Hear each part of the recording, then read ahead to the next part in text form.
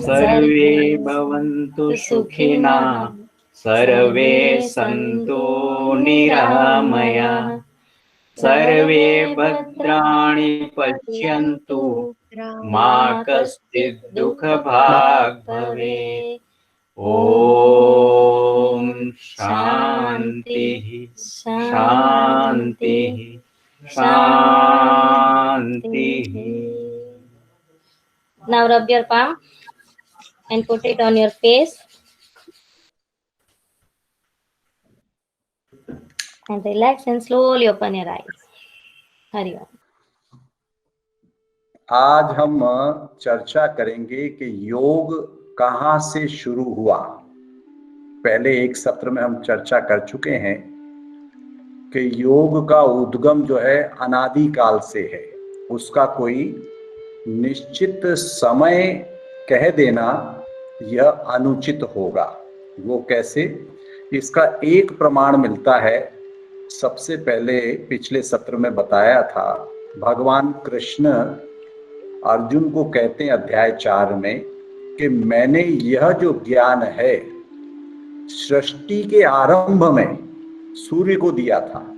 अब यह सूर्य जो है, यह वाला सूर्य है या वो अनंत वाला सूर्य है, यह अभी हमें स्पष्ट नहीं है, पर हमारी समझ में यह ज्ञान प्रथम सूर्य, यह सूर्य हो सकता है कि एक ब्रह्म की पदवी भी हो या नाम हो, तो सूर्य को दिया था। तो सूर्य को यह ज्ञान दिया किसने? भगवान ने स्वयं। और फिर सूर्य ने यह ज्ञान अपने पुत्र मनु को दिया, फिर इक्ष्वाकु को, और फिर राज ऋषियों की श्रृंखला परंपरा, और फिर कहते हैं बीच में यह टूट गई परंपरा, आज मैं तेरे को फिर से यह ज्ञान देता हूं, अर्जुन को कहा। तो करीब 5000 साल पहले की बात है। फिर उसके बाद में यह श्रृंखला चलती गई। फिर हमने फिर बाद में वेदों का भी चर्चा करी, वेदों में ये उपनिषदों में आया, सब चर्चा हुई।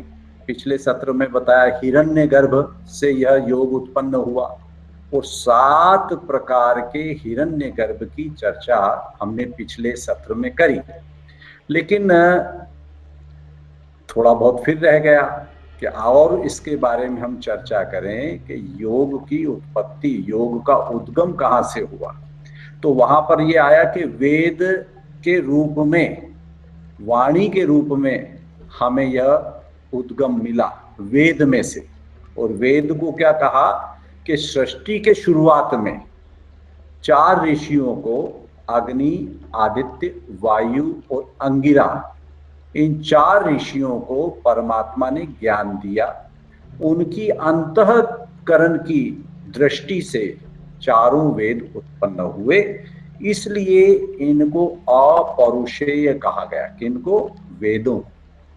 इसका अर्थ ये नहीं कि पुरुष ने नहीं कहे या मनुष्य ने यह वेद नहीं कहे, माध्यम पुरुष बना, लेकिन जो वाणी है वह अपौरुषेय है। और इससे यह भी सिद्ध होता है कि सृष्टि के आरंभ में ही वेद जब हमारे को मिले, तो वेद यानी ज्ञान का सागर, ज्ञान ही ज्ञान। पिछली बार हमने वेदों के ऊपर भी बताया, तो 4 वेद भी बताए थे, ऋग्वेद, यजुर्वेद, सामवेद, अथर्ववेद। और हर एक वेद में क्या क्या है वह भी ब्रीफली पिछली बार चर्चा करी। लेकिन वेदों में प्रमुख रूप से योग विद्या को प्राण विद्या या ब्रह्म विद्या नाम से भी कहा गया। अब यहाँ पे जैसे हमने ब्रह्म विद्या कहा, तो वेद ब्रह्म विद्या को योग विद्या के रूप में कैसे स्थापित करें, हम कैसे उसको प्रूव करें कि ऋग्वेद में ब्रह्म का चर्चा हुई और ब्रह्म ही योग है, ये कैसे मालूम पड़े। तो वहां पर एक ऋचा में लिखा गया है, ब्रह्म स्वरूप के परम पद को डिस्क्राइब किया गया। तद विष्णो परम पदम सदा पश्यन्ति सूर्यः द्विविधि चक्षुराततम। अब ये इसका अर्थ क्या हुआ? योग साधना का परम लक्ष्य ब्रह्म की प्राप्ति और ब्रह्म का साक्षात। अब ये कहा गया, अब ब्रह्म को ही सर्वशक्तिमान, सर्वव्यापक, सच्चिदानंद स्वरूप, अनंत, निर्विकार आदि माना गया। किसको? ब्रह्म। अब इसके बाद में फिर क्या होता है कि ये ब्रह्म ही योग है, ये कैसे कहेंगे? फिर वहां क्या आगे फिर ऋग्वेद में बताया गया, योग को और ब्रह्म में साम्यता कैसे बताई। ओम खम ब्रह्म, अर्थात ओंकार स्वरूप ही ब्रह्म है। अब जैसे ओंकार स्वरूप ही ब्रह्म है, हमारे पतंजलि योग सूत्र में भी ओंकार की चर्चा आई, सारी उपनिषदों में चर्चा आई। कोई भी योग का सेशन आप दुनिया में कहीं भी जाकर लेते हो या देते हो तो ओम से ही शुरू होता है, और किसी से शुरू नहीं होता, ओम से शुरू होता है। तो जब ओम से शुरू होगा कोई भी आपका सत्र योग का, अर्थात योग में ओम है या ओम में योग है, या यहाँ पे सिद्ध भी होता है, तो ओंकार का स्वरूप ही ब्रह्म है, यह वेदों ने सिद्ध किया। अच्छा, फिर वेद में कुछ ऐसे भी कई बार प्रसंग मिलते हैं कि जैसे अथर्ववेद में एक बहुत अथर्ववेद में बताया, क्या बताया कि यह जो शरीर है यह क्या है? अष्टचक्रा नवद्वारा देवानाम पुर योध्या, यह अथर्ववेद में लिखा है। यानी क्या कहा कि मानव शरीर 8 चक्र और 9 द्वारों वाली देवताओं की अयोध्या पूरी है इसको। अब देखो, अष्ट चक्र, हम योग में चक्र का, प्राण का, शरीर का, सबका प्रसंग लेते हैं जब भी योग की चर्चा करते हैं। तो इस प्रकार हम कह सकते हैं कि वेदों में भी पर्याप्त रूप से योग की चर्चा अलग अलग स्थानों पर हुई। ऐसा नहीं है कि हमने कह दिया, बोल दिया चलो वेदों में चर्चा होती है, पर अब जैसे आपको कहीं लिखना पड़ जाए, बताना पड़ जाए, तो एकेडमिक पॉइंट ऑफ व्यू से भी हमें कुछ बताना पड़ेगा। फिर ऋग्वेद में एक जगह बहुत अच्छी बात कही है, यस्मादते न सिद्ध्यति यज्ञोपि सधिनाम योगी योग मिन्वति। अब ये ऋग्वेद में कहा है कि विद्वानों का कोई भी कर्म बिना योग के सिद्ध नहीं होता। अब ये देखो ऋग्वेद में लिखा है, यस्मादते न सिद्ध्यति। अब ये देखो, बिना योग के कोई भी विद्वान का कार्य सिद्ध नहीं होगा। अब ये ऋग्वेद में लिखा है, तो सबसे पुराना, सबसे फर्स्ट वेद जो है उसमें लिखा है। फिर दूसरी जगह ऋग्वेद और सामवेद में वही लगभग मिलते जुलता सूक्त आता है, सधानो योग आभूपत स राये स पुरम ध्यान गमत वाजे भरासन। इसका अर्थ क्या हुआ कि ईश्वर की कृपा से हमें योग सिद्ध होकर विवेक ख्याति तथा ऋतंबरा प्रज्ञा प्राप्त हो। यह इसके अंदर आया विवरण कि किससे हो? योग से, योग से सिद्ध होकर ये हमें मिले। फिर एक जगह और आया यजुर्वेद में, अथर्ववेद में, योगे योगे तौस्त्रम वाजे वाजे हवामहे सखाय इंद्र मूर्तये। इसका मतलब क्या हुआ? हम साधक लोग प्रत्येक योग में या समाधि में या ध्यान में हर मुसीबत में परम ऐश्वर्यवान इंद्र का आह्वान करते हैं।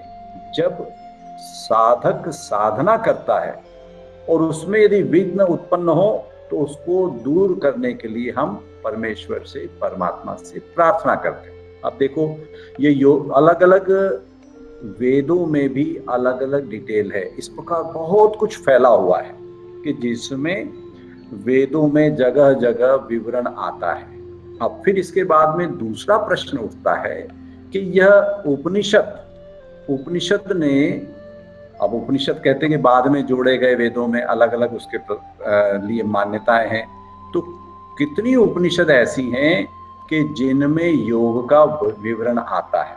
तो वहां फिर लिस्ट आई, लोगों ने खोज करी, रिसर्च करी, तो मालूम हुआ लगभग 20 उपनिषद योग की स्पष्ट चर्चा करते हैं। 20 उपनिषद।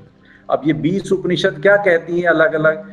इसमें प्रमुख उपनिषद जो 20 हैं, जैसे ध्यान बिंदु उपनिषद। अब इसके अंदर क्या क्या मुख्य रूप से हो गया? जैसे अष्टांग योग की बात कर देंगे, हर एक उपनिषद में अलग अलग चर्चाएं हैं। किसी में किसी पे ज्यादा जोर है, किसी में 2 अध्याय हैं, किसी में 4 हैं, किसी में 5 हैं, किसी में 3 हैं, किसी में 10 अध्याय। और इसमें अधिकतर अध्याय जो हैं योग को समर्पित हैं। जैसे हंस उपनिषद, अब इसमें ओंकार की सीक्रेट दी हुई है, ओम ध्वनि की सीक्रेट। अमृत बिंदु उपनिषद, यानी अंततः योग का जो उद्देश्य है कि यह इंडिविजुअल एनर्जी, यह जीव उस परमात्मा से मिलन कर ले, उसके साथ लय हो जाए। तो अमृत बिंदु उपनिषद, इसमें भी ये अथर्ववेद के अंदर उसका हिस्सा है, ये इसके अंदर भी चर्चा हुई। फिर ये नाद बिंदु, एक अमृत बिंदु उपनिषद, फिर नाद बिंदु उपनिषद, ये अलग उपनिषद, ये ऋग्वेद का हिस्सा भी कहा गया और अथर्ववेद का भी हिस्सा कहा गया इसको। फिर एक शुरिका उपनिषद, फिर तेज बिंदु उपनिषद। देखो अलग अलग नाम से, देखो अमृत बिंदु उपनिषद, नाद बिंदु उपनिषद, तेज बिंदु उपनिषद, ध्यान बिंदु उपनिषद। अब देखो बिंदु का अर्थ क्या है, जिससे सारी सृष्टि उत्पन्न हुई वो बिंदु। हमें बिंदु का अर्थ ये बताएगा कि जस्ट एक पॉइंट। अब देखा जाए कोई भी एक लाइन लंबी खींचो, उस लाइन में असंख्य बिंदु हैं जो मिलजुल कर एक लाइन बन गए। ऐसे ही पूरे ब्रह्मांड की रचना बिंदुओं से हुई। तो बिंदु को कहा गया origin. The entire universe evolve from बिंदु। तो ये उपनिषदों का नाम भी बड़े ध्यान से, बड़े गहरे ऋषियों महर्षियों की खोज रही। हजारों साल तप के बाद में उन्होंने उपनिषदों का प्रतिपादन किया मानव सभ्यता के कल्याण के लिए, और उपनिषदों में विधियां भी दी हैं। अच्छा, यहाँ पर थोड़ा सा फर्क ये भी है कि उपनिषद के ये जो हिस्से हैं, ये हिस्से थोड़े से अलग टाइप के हैं योग के। बाकी जो उपनिषद हैं, कुछ शैव उपनिषद हैं, भगवान शिव को है। उपनिषद में ये भी कहा कि ये वेदांत के हिस्से हैं, जहाँ पे कई बार भगवान जो है वो तुम स्वयं हो, अहम ब्रह्मास्मि, या द्वैत की समाप्ति हो जाती है उपनिषदों में। तो अलग अलग उपनिषदों के अलग अलग भावार्थ, कुछ वैष्णव उपनिषद हैं, कुछ शाक्त उपनिषद हैं, कुछ सामान्य उपनिषद हैं, कुछ संन्यास उपनिषद हैं, और कुछ योग उपनिषद हैं। तो ये जो योग उपनिषद हैं, इनमें योग की जितने विस्तार से चर्चा हुई, फिर उपनिषदों के बाद में हम देखते हैं, अब जैसे फिर इसके बाद में आया त्रिशिक उपनिषद, योग तत्व उपनिषद, ये भी बहुत प्यारा उपनिषद है। फिर योग चूड़ामणि उपनिषद, ये बहुत छोटे छोटे बड़े पावरफुल उपनिषद हैं। अब जीवन में समय आपको मिले तो इनका अध्ययन करके अपने योग विज्ञान को, योग के ज्ञान को विस्तार करना चाहिए। योग शिखा उपनिषद महर्षि शांडिल्य का दिया हुआ उपनिषद है, उसमें भी योग की बड़ी चर्चा है। ये समझने योग्य हैं और जानने योग्य उपनिषद हैं। एक मंडल ब्रह्म उपनिषद है यजुर्वेद का, इसमें अष्टांग योग का वर्णन है, धारणा क्या होती है, षण्मुखी मुद्रा, शांभवी मुद्रा का उसमें चर्चा की गई, चैतन्य क्या होता है, ध्यान क्या होता है, 5 प्रकार के आकाश, समाधि का वर्णन मंडल उपनिषद में, अद्वैत तारक, इसके अंदर भी धारणा, मुद्रा, गुरु आदि का वर्णन है।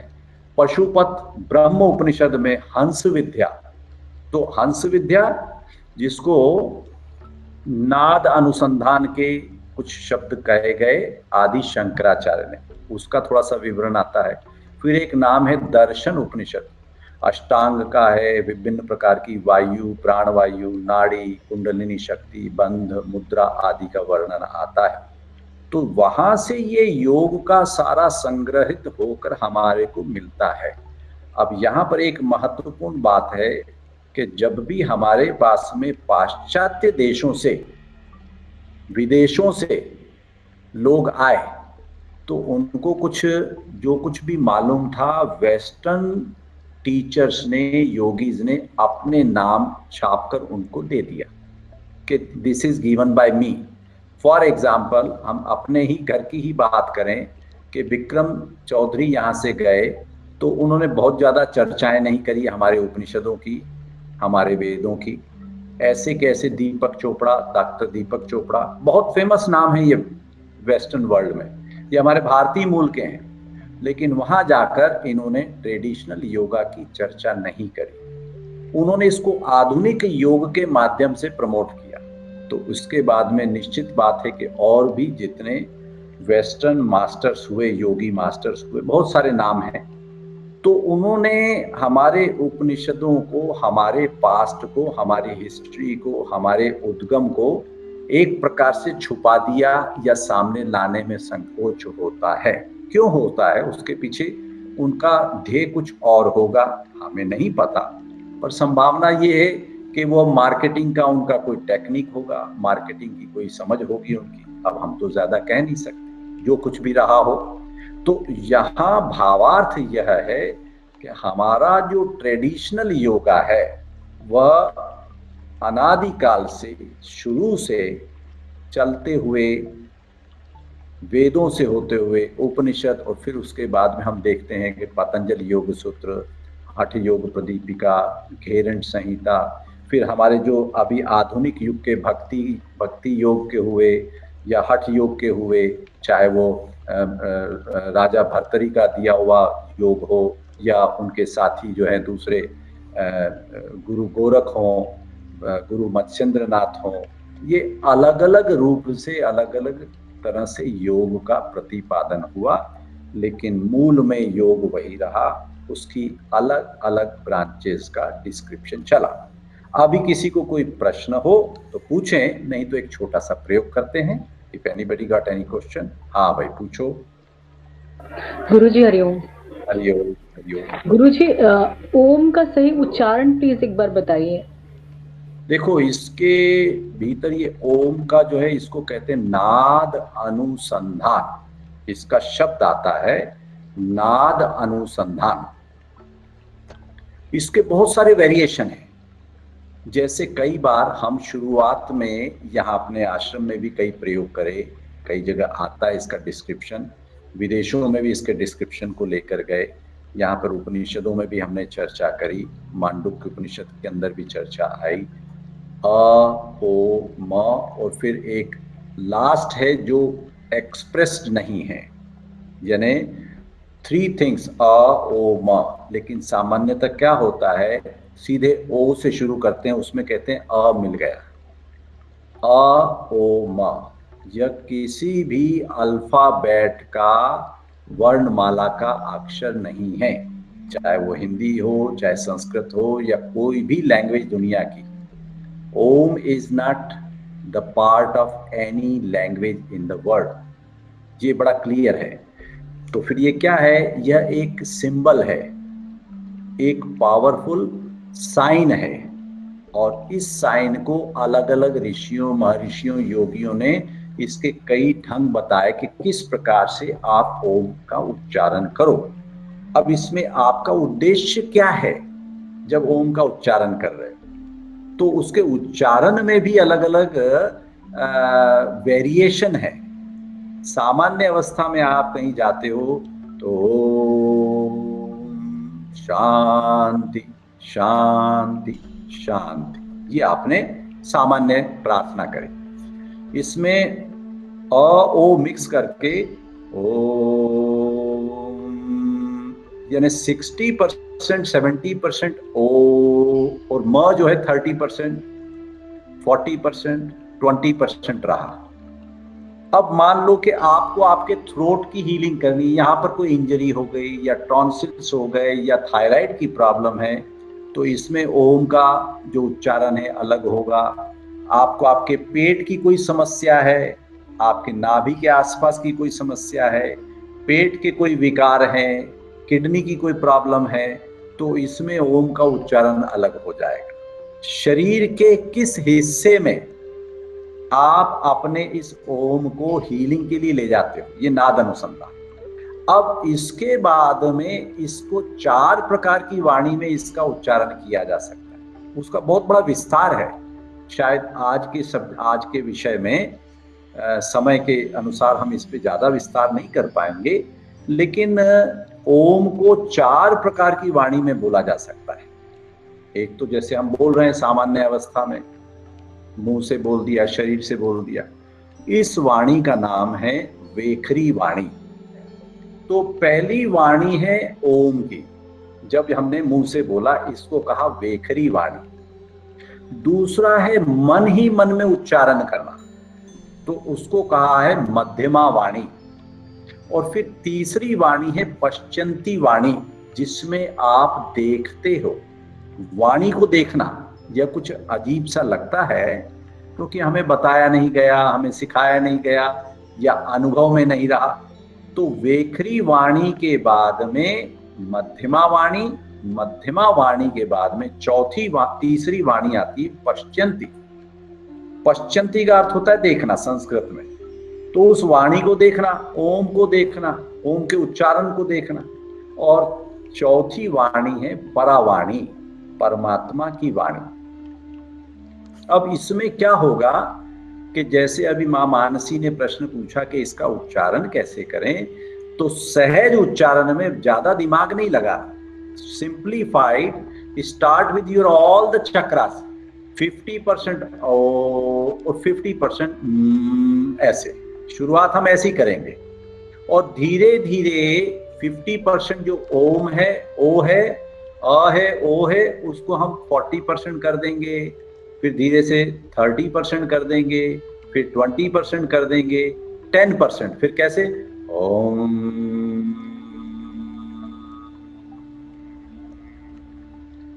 शुरुआत में लंबा अ, ओ,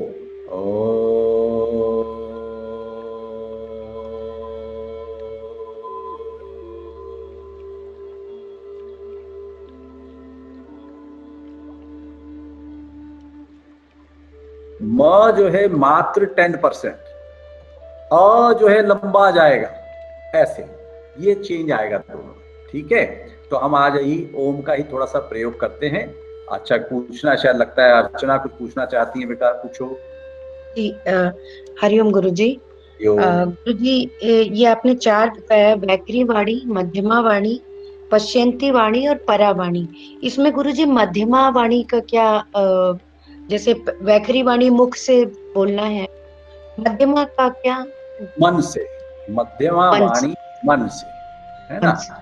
जो मन में आप मन ही मन में जो बोलते हो कई बार, या 24 घंटे मन में जब भी आया तो मन में कुछ न कुछ चलता रहता है, तो ये मध्यमा वाणी है। तो मध्यमा वाणी के ऊपर सामान्य व्यक्ति का कंट्रोल बहुत कम होता है, लेकिन जो योग का साधक होता है, योग का जो अभ्यास करता है, वह मध्यमा वाणी पे बहुत अच्छा दिशा उसको मिल जाती है। वो व्यर्थ के बातों में, वाचाल विचारों में नहीं जाता, संतुलित हो जाती है उसकी मध्यमा वाणी। इसलिए कहा गया है कि मध्यमा वाणी पर भी ध्यान करो, कहीं कहीं शास्त्रों में उल्लेख आता है। तो इसलिए मध्यमा वाणी यानी जिसमें ये बाहर के कान नहीं सुन रहे और किसी को मालूम भी नहीं कि आप अभी मध्यमा वाणी में क्या बोल रहे हो, बाहर वाले को किसी को कुछ भी नहीं मालूम, इसलिए हम उसको भीतर से जानने का प्रयास करते हैं। चलिए, हरिओम गुरु। हरिओम गुरुजी। हरिओम हरि हरिओम। हरिओम हरिओम गुरुजी। हरिओम गुरुजी। हरिओम हरिओम।